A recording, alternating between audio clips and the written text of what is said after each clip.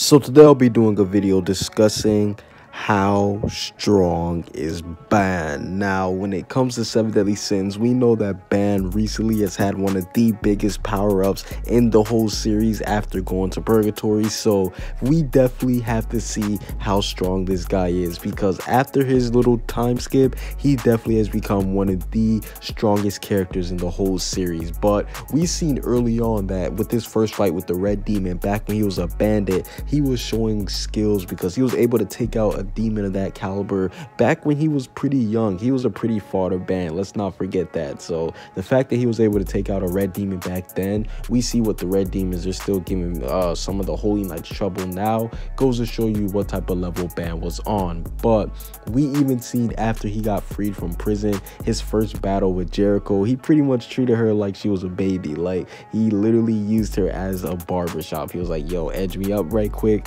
thank you. And then we seen he end up even killing Jude. Like, yeah, he ended up killing a Holy Knight after he made one, and after he made another Holy Knight cut his hair, that's when he ended up killing another one. So Ban, his battle with Jericho and Jude was pretty dope, and it was amazing to see. But Bond's first L came at the hands of King, because we seen King, he was way too strong for Bond at that time. And not to mention the fact that King, he was obviously enraged because we know the whole situation that Ban pretty much ended up screwing Elaine. Yes, Ban pretty much caused her to die.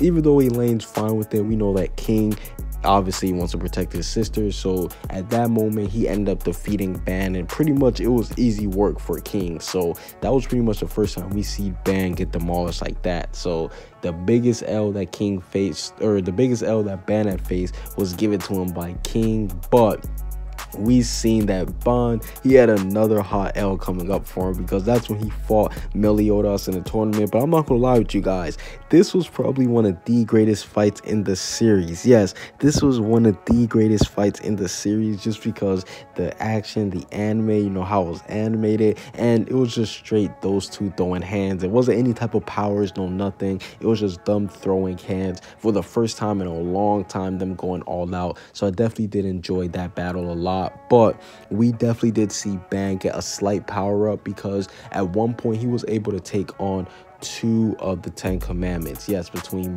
Galen and Melascula. So I definitely do have to say that Bond being able to do that was a big thing. And we also do know that he basically ripped out Melascula's heart. So Bond, once he came back from his little short power up during the little pre-Holy Knight War, he definitely was pretty OP. Now we seen in the manga, once Bond actually did go to Purgatory, him, Meliodas, and Hawk's brother Wild, they were fighting the Demon King. Now, yes, they did take multiple L's. Yes, they were taking multiple L's, but it's not the fact that they were taking multiple L's. We know that that was basically like a hyperbolic time chamber from Dragon Ball Z, if you would say. Like, they were literally just sitting there fighting him over and over, getting stronger, you know, repeating, you know, just basically having an infinite amount of time to train with the Demon King. And we seen that all of that work did pay off, because Bond was actually able to go toe-to-toe with Demon King Meliodas. Yes,